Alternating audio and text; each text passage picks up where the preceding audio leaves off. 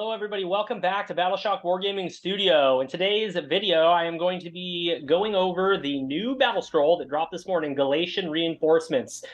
There are some things that were kept on this because if you remember, every time a new Battlescroll drops, the old one drops off. So we're only going to be going over the red things in detail. The black things are going to be things that already exist in a Battlescroll but are still important to note when you're playing the game. All right, before we get into this and take a look at it, big shout out to all of our members and also big shout out to baronofdice.com. I want to take a couple moments to show you some pictures of the new objective markers that he's dropped. They're very fantastic. I got a couple that he sent me. I've been using them in the last couple games with Michael, and we've been loving them. They're really, really good, really high quality. You get 8 per pack, so you can use them in any of the battle plans, which is nice. They also work in AOS and also in 40K. They have all the markings for you to be able to do both of those. They're really nice, bright colors. They're slightly opaque, so they're not too shiny on the table and not too distracting, and they're just fantastic. So please go ahead and go to baronofdice.com, check that out. There's also a link down below if you want to get there a little bit quicker.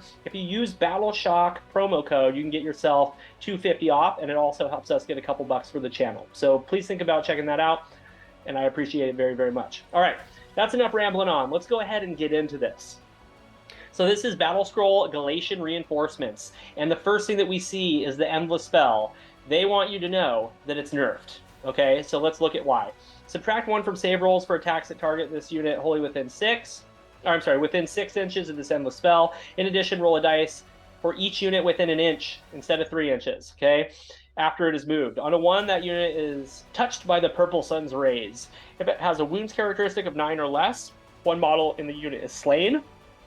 Otherwise, that unit suffers d6 plus 6. This is a great thing because from personal experience with me running this at a tournament and killing Krondspine with no wounds allocated to him in the first 2 battle rounds, that feels bad for the both of us. I mean, it's cool when it happens. It's like, wow, look what I did. But at the same time, it's like, dang, bro, I'm sorry I lifted that model. So good changes there. I'm really excited about that. I think that it's right where it needs to be, honestly, with power. And it also has seen a points increase, so we'll talk about that briefly in a little bit. Going down to order, no new changes, but you will note that they kept the changes for Thunderbolt Volley, Storm Great Guard, Living City, and Coalesce Scaly Skin. All of these things needed to change, and we all know why. Very, very strong. Run and charge for the Storm Great Guard. I was hoping that I'd get that back. I read this briefly this morning and didn't remember seeing that, so I was like, can they run and charge again? But no. So that's great. Let's go down to Grand Alliance Chaos. 1 change for Beasts of Chaos. Change the Primal Roar Monstrous Rampage to roll a dice. On a 3-up, you receive a Primordial Call Point. I'm guessing that's for summoning. Leave a comment down below if you play Beasts of Chaos. Let me know what's going on there. Also, I want to hear some comments from you guys. Are you happy that they kept the order changes? Or are you a little bummed out that you were hoping your dragons would get OP again? Okay, so Flesh Eater Court still have their 6-up ward army-wide. That needs to happen. They're in kind of a tough place right now. They do work, though, if they get into combat. So I'm excited because I'm collecting them now, and I'm going to be getting them on the channel pretty soon. And we got Ossiarch Bonereapers. You still can take Necropolis Stalkers as battle line if your general is a Mortesian. Whoopity-doo. And let's get into Grand Alliance Destruction. 2 big changes here. The Swamp Call of Shaman and Pot Rot. You can now poison or elixir a unit, and you also can cast or dispel. So you no longer have to decide if you're going to do either or. That just makes them a little bit more viable, especially because I think they're like 105 or 110 points. So now they're 1 casters, and they're just going to do poison all the time. So that's fantastic for them. Gloomspite gets, if you have a general that's Spider Fang, then you can use the spiders as battle line. That's pretty cool. Go Gloomspite, get stronger. We all want to see it. We want to see you prevail. Okay, let's go ahead and get into the last page, the most important, sexy, beautiful, and awesome page that everybody has been milling about over on Discord today. Let's look at it. First thing is Cities of Sigmar. Points have changed. They've gone down. So Carabidus, Warhydra, Dreadlord, and Sorceress on Black Dragon and Executioners all seeing points decreases. Not super popular takes in Cities of Sigmar, so hopefully we'll see some more of those on the board. That's fantastic. I know that the Sorceress can be pretty awesome. And then Seraphon, getting the nerf bat again. They just keep trying to fix things that are broken, but if you're a Seraphon player, I'm really sorry. They're a fantastic army, and I know continue to see points increases can be annoying. So let's talk about Engine of the Gods. Very, very strong, great for summoning, mortal wounds, really tanky, hard to deal with, really good monster. Plus 20 points, probably appropriate. Lord Croak, plus 20 points, absolutely appropriate. Board wide, casting, plus 4 casting, auto dispel, really difficult to kill, just really good all-around wizard. Plus 20 points is not going to make a difference. He's still going to be fantastic. Saurus Astrolith Bearer, this guy puts out a ward, and he also puts out a plus 6 to the range of casting. At plus 15, being at 155, he's still a freaking bargain, man. And yes, he is like very, very present in the meta. He's in everybody's list, right? Skink Priest went up by 30. That's also appropriate. He does a lot of cool stuff to help with your skinks, which also is some of the big bashy things have skink keywords, so that helps. 120 is still a bargain. You know, if you have a hero for any less than that, it's really, really cheap. Slan Starmaster went up by 20. Once again, Slan are just super strong. So the Carnosaur and Troglodon went down. That's fantastic. I want to see more of those on the table, particularly the Carnosaur. I think it's because most of the Troglodons I see are like 3 little body parts that are kit bashed onto a base, and I'm pretty tired of seeing that. That's is that a model? I don't know. Leave a comment down below. Do you want to stop seeing Trogs that are kit bashed with 3 pieces of plastic on a base? I vote yes. Okay, no hate though. No hate. Stormcast Eternals, this is very exciting. There's 2 things on this page that I'm going to freak out about, and the first one is the Stormcast Eternals. Vanquishers went down by 15 points. They're pointed properly now. I think we're going to see people take them. They have their place. Avitus Firestrike at negative 40 is fantastic. 270 points for that plus 1 to hit aura is awesome, phenomenal. Knight Relictor, nobody's going to take, not going to talk about him. Indrasta, the Celestial Spear, down to 280. That is fire. I mean, if you're taking a bunch of 3 wounds or less models and you have a way to keep her safe, keep her alive, that's great. I mean, I think we're going to see her work her way into lists more. 280 is easier to fit into a list.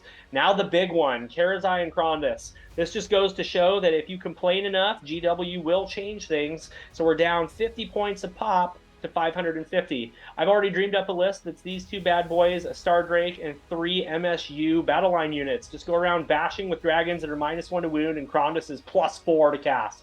Yes, that sounds fantastic. Absolutely love it. Double dragons are coming back on the channel soon, you best believe. Annihilators went down by 20 points. That's great. The Shield Annihilators are a little pillow-fisted for how many points they are, and now they might be good to just hold back a couple units for a battle round or 2. So that's great. Praetors went down by 20 points. That is a great decrease because Praetors are kind of an auto-include depending on who you're playing into and what kind of heroes you're trying to put on the board. It's also nice to keep the giant dragons safe by having a unit of Praetors that you have to chew through before you can kill them. That's fantastic. Vigilors, I don't care about. Nobody uses them. All right, let's go Beasts of Chaos.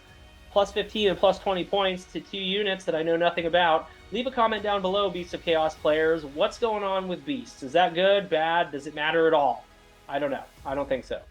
Hedonites of Slanesh have seen points decreases across the board. Glutos is down to 440 points. He's a pretty cool kit and does a lot of cool stuff, so I hope that that's cheap enough for him to be taken now. Fiends are great, and the Slangors are never going to be taken because they're $50 for 3 models, and they don't hit very hard at all. That I do know. Let's get into Maggotkin of Nurgle. All of the goodies have been nerfed. So Lord of Afflictions, Blight Lords, Orgots, and Blowab are all seeing points increases. Blowab is ridiculously good. I mean, I think he's still an auto-include at 320, and I think you're still going to see a lot of fly spam because it's just really hard to deal with. I think the one thing that's super-duper broken is that Sloppity Bilepiper just shuts your army off as soon as they get 7 points, or however many it is. So Maggotkin of Nurgle still have tons of play. Tons of play, still competitive. Yes, they've changed some points, and that's good. Skaven have seen some points decreases across the board here for Doom Wheels, Deathmasters, and the Corruptors, the Vermin Lords, Screech, the Warps here. That's great. Really, really good just to get the points down a little bit to make them a little bit more viable. Then for Flesh Eater Courts, we're seeing decreases on the Royal Terrorgeist and the Zombie Dragon. That's fantastic because they die really easy, they hit really hard, but they're still really expensive if you think about them not having a leader atop them or being able to take commands if they're flying across the board by themselves. So I like the points decrease on them. I'm actually starting to collect some of this stuff, so that's going to be really tasty for me personally. I'm biased. And then let's get into it. Ossiarch Bonereapers. Every time I see a points decrease, I just laugh because they're pretty good if you know how to play them, and the cheaper they get, the more awesome it is. It's like, don't give me a battle tome, just make everything really, really cheap. So Crawler and Harvester went down by 15 points. Super awesome. I'm excited that's happened. That's where they belong. 215 is a little silly. Immortus Guard, down 25 points. Will I ever take them? No. Can you take them to protect your squishy heroes? Yes, but with Ossiarch Bonereapers being elite, it's hard to fit them into the list. Warclans Archai and Harbingers went down by 20 and 25 points, respectively. This is fantastic for the Harbingers. Nothing like moving 12, charging 3d6, and hitting people with -3 rend and 3 damage attacks. They're fantastic. Now they're cheap. Now they're scary. Everybody watch out. I think you're going to see a lot of Harbingers in tournament lists. They can be surprisingly strong, especially as bounty hunters. Same for the Necropolis Stalkers, down from 175 to 165. Heck yeah, all day long, baby. In Petrifex, you can get these guys -3 rend, 2 damage with 15 attacks. Heck yeah. So I definitely am going to be fitting some Stalkers, Harbingers into some fun lists on the channel here in the future, and I have Crawlers and Harvesters too, so that's just a win-win-win-win-win for me. All right, Soulblight Gravelords have seen some points decreases. Terrorgeist Zombie Dragon, we already talked about that. Yes, you can take them as Battle Line and Evangori, so yes, that helps them be a little bit more viable. White King and King on Steed, down by 25 and 20 points respectively. This is fantastic for me because I'm working on a giant Death Rattle army that has all of those units in it. So hopefully I'll be able to fit another unit of Skeletons in there, or an Endless Spell, or something like that, so that's great.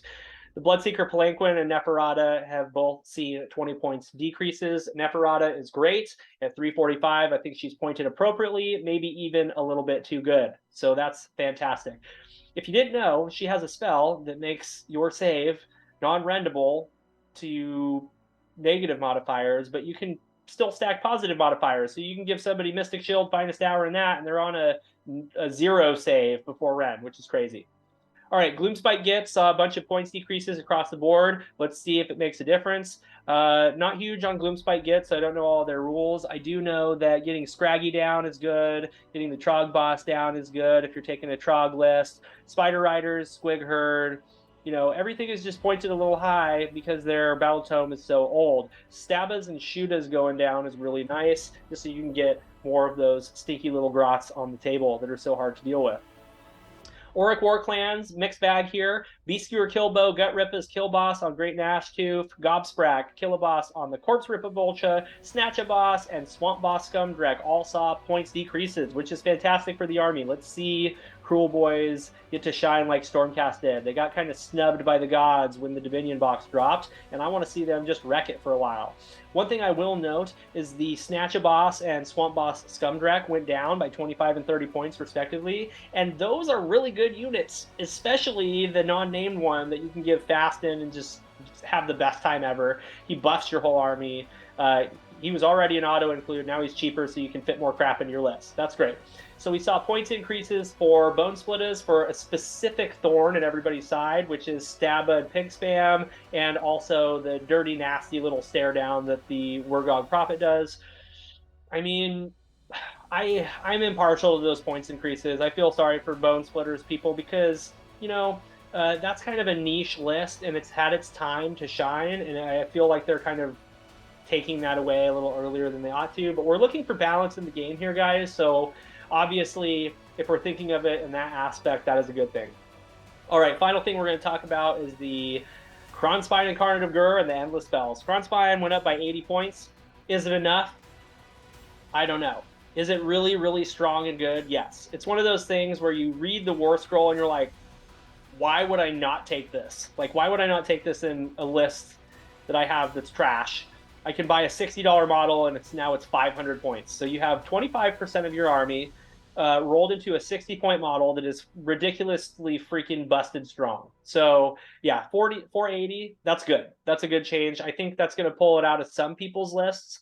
But I still like the thing too. I mean, it's fun to play with and against. It makes you think hard. How are you going to beat this thing? You know what I mean? Insurmountable odds. Can you overcome them? So yeah, Krondspine needed to go up, finally went up, there it is.